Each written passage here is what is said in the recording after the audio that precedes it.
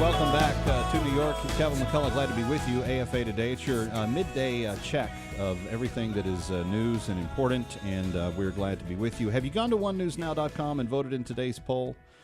Very interesting poll there. There's a story that is out about Texas schools and using a student tracking program that would, in essence, I guess, make your child a GPS object. But today's poll on onenewsnow.com, would you favor an electronic student locator program in your local schools? So, you could check out a website and see where your student was and have track of where they go, et cetera, et cetera. It's interesting to see how the votes are coming in. You'd think that some parents would think this was a good idea, but overwhelmingly, people are saying no. They don't. They don't want no student tracking programs on their kids. But go to onenewsnow.com and vote in today's poll. It is there, and I want you to participate if you can. I also want you to know that we're keeping our eye on everything else. There's a piece of legislation in front of New Jersey's Governor Chris Christie as to whether or not he will sign into law a reparative therapy ban bill that would prevent the reparative therapy of homosexuality to be practiced in New Jersey, and there's a lot of attention being paid as to whether he will sign that or not. And we are also seeing that the White House is just flat out ignoring the FBI's counsel on Zimmerman and Martin. The FBI is saying it's a loser. Zimmerman not worth the time. It's not. It was, and I've got a number of people that have emailed me in the last couple of days. I want to read you just this one because she was quite upset, and I think this kind of summarizes some of what we are dealing with. She says, "I guess Trayvon was just a raging lunatic who attacked people for no reason. I also believe the people who attacked me." She told me a story of her own being under attack in New York a number of years ago, were protecting their neighborhood, too, from me stealing pebbles from the sidewalk. Anyway, I still have God's love in my heart towards you, and I'll continue to tune into your show. God bless you and your family. She was basically saying that Zimmerman had gone on this vigilante thing and so forth, but not really clear of the facts. And when I was interacting back with her, my only point was, you can argue that story till the cows come home. It's not going to make a difference. The only thing that matters is truth. Your perspective on whether he should follow somebody or shouldn't follow somebody, that's a separate conversation. It had nothing to do with the murder of Trayvon Martin or the innocence of George Zimmerman. When it came to the point where the gun was fired, what was going on in the minds of the two people at that moment? And that's what the court was asked to decide, and they did. We need to be focused on truth transparently, not because one team or another, one party or another, one Republican here and Democrat there. I don't wear a jersey in that game. I'm not on anybody's team. I'm on the team for truth. I want to know truth. I want to see truth. I want to understand the facts. And friends, I want to push you towards that goal every day as well. And so I hope that we do. I hope that we give some degree of encouragement along those lines. Some of you have dialed up. Let's see what you want to say. Scott in Oklahoma, you're up first on AFA Today with Kevin McCullough. Glad you're here. Hello, Scott. Are you there? Yeah. Hey, Kevin. I wanted to give you a public apology, you and Brian and all you beautiful people. I started off with you guys 2 years ago and started off with Crane Durham, and then I turned it on a little earlier, and then I fell in love with Alex and Bert and just on down the road. But sometimes you guys are in a fishbowl, but a lot of us weaker Christians, we're believers, but not quite as faithful. We put you guys on a pedestal, and I was really excited about all these battles that we were fighting, and you said that it's a winnable war, and then we just get knocked down. And so I quit listening to you for about 3 or 4 months. But then, I don't know, Father just kind of said, hey, man, you're putting people on a pedestal. You still got to, I still listen to, I'm back with you, and I just want you guys to know you do so much. But sometimes we read in more to you than what we should do. Like, for instance, I never voted, but you and your stern voice made me vote for the first time, and I felt pretty proud of it. I mean, I got, Dan the Man, he's pretty powerful too, but it was you personally that, you know what, this guy's stern, he's with love, but, he's right. You just got to get involved. So anyway, well, Scott, I appreciate your humility, because it's hard to offer an apology, and thank you for taking the time to call and to say that. But here's the bottom line. And I don't want to speak unnecessarily for Brian and others that are on the network, Crane and Tony Perkins and Sandy Rios and Tim Wildman and everybody else. But I think I could say this safely on behalf of everyone. None of us are sitting here doing this for our own benefit. Everyone that I know that comes to an AFR microphone on a daily basis is desperately concerned about the future of our nations, of our families, of our kids. In my case, my ankle biters, 3-year-old and 10-month-old. And the last thing I do is I kiss them and I kiss their mother before I leave out the front door to do what we joke about in my house. I go slay dragons and she trains them. But it is a very passionate calling that we have, because we care about people, because we love people, because we want the best for people. That's why AFA is here. That's why the American Family Radio Talk Network was started, so that we could give you more information, so that you could be armed yourself to help us in that engagement. And if we're not engaging you, if we're not saying, come on alongside of us, let's do this together, then we're wasting our time.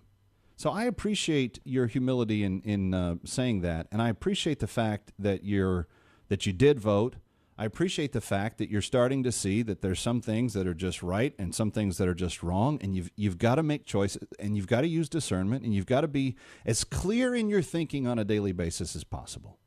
You got to obliterate the confusion, and you have to zero in on what is clearly true. And I just feel like that if you could do much worse every day than leaving your radio dial set to this broadcast entity where you are right here, right now. Kevin McCullough, glad you're with us. Let's take another couple of calls. Some of you wanted to respond to Bob's discussion with me about Senator Cruz and Senator Rand Paul. Dan from South Dakota wants to weigh in on that. Hi, Dan. Welcome. You're on AFR Talk, the broadcast AFA Today. Glad you're here. Yeah, I just wanted to say my brother lives in Texas, and the governor in Texas stood up for what was right, and he's trying to make, a turnaround in certain situations as far as abortion. Right. And Senator Ted Cruz and his father, I've heard them speak. And I myself, I came to this country over 57 years ago, okay? And I came in the right way, okay? I did my 10-year thing, and I am a citizen and a proud citizen of the United States of America, and I served during the Vietnam era, and I'm really concerned that what is happening in our country today is by a minority, not by the majority. Because the same thing happened in the country that I was born during World War II. Okay? My grandmother had the guts to stand up against the SA and the SS, and it landed her in Dachau. And she survived and got out. But that's a story in itself. Sure. And the thing is that what Americans need to do is get up the fortitude to stand up and say no according to biblically and the Constitution of the United States, because they're stepping all over the Constitution of the United States of America right now. No doubt about it, Dan, and I thank you for your word of encouragement, and thank you for being here on AFA Today. Let me go to Mark in West Virginia, who wants to weigh in. Hi, Mark. Welcome. You're on AFA Today. Glad you're here. Hey, good afternoon. Thanks for taking my call. Sure thing. I wanted to respond to what you were saying about the transparency issue or lack thereof within our government. Right. And I think that's one of the major keys of the problem in this nation, probably along with the complacency of the electorate that just really do not know what's going on, what these officials are doing. Either they don't know by choice, they don't care, or they don't understand. But getting back to the transparency, I think we need to start demanding of our elected officials that they be fully transparent in what they're doing with our money, with our laws, with our rules. I mean, they take this oath, almost all of them take an oath to protect and defend the Constitution, yet multitudes of them do just the opposite. They reject it. They try to reinterpret it to fit what they want to do. And that's obviously, in my opinion, although no one's going to go to jail for it, that's a crime against this nation to reject that. But I think what we need to do is demand from our elected officials, the ones that are in office right now, and more importantly, the ones that are trying to get into office, that they do a little bit more than take an oath, that they pledge to be transparent. I don't like these backroom deals that led to Obamacare and all the other immigration things. Well, and especially, Mark, when the person that made the promise during the campaign said that when we do the health care reform measures, and again, for those of you that are tuning in, I'm not a Democrat or a Republican. What I'm saying here is this is an issue of principle, and it would apply to whoever if they did the same thing. But when you have a candidate for president who says, when we do the health care reform legislation, we're going to put the entire debate on C-SPAN. We're going to put the entire text of the bill on the internet for X number of hours before we take a vote on it. We're going to do everything we can to be as transparent as possible with the American people so that they know everything, every last detail that goes into this. Because if you're going to do a health care reform measure and it's going to control 1/6 of the U.S. economy, you probably should be hyper-transparent on it. And what you're pointing out is that the exact opposite happened. Not only did they not put it on C-SPAN, they went into back closed room sessions where they didn't even let opposing voices offer counterpoints to it. That's correct. And they also persuaded and or forced or bribed other members of Congress and the Senate to go along with that bill. And we knew it happened, but we were not able to see it. And one other thing, they passed this bill, as they probably will with others, without even letting the American people see it in advance. And most of the elected officials didn't even review it fully. I mean, right. we heard Pelosi say, we've got to pass it to know what's in it. I mean, that is insane to take that position to try to make something a law in this country. So, Mark, let me ask you a personal question. Yes, sir. You understand the situation that you're at now. So, how do you play this out in your head? What do you tell yourself when you get up every day in terms of where we go from here?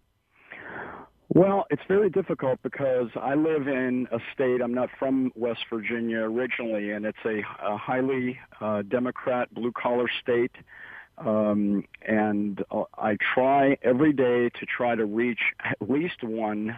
More often, it's 2 or 3 people, and just engage them in conversation and try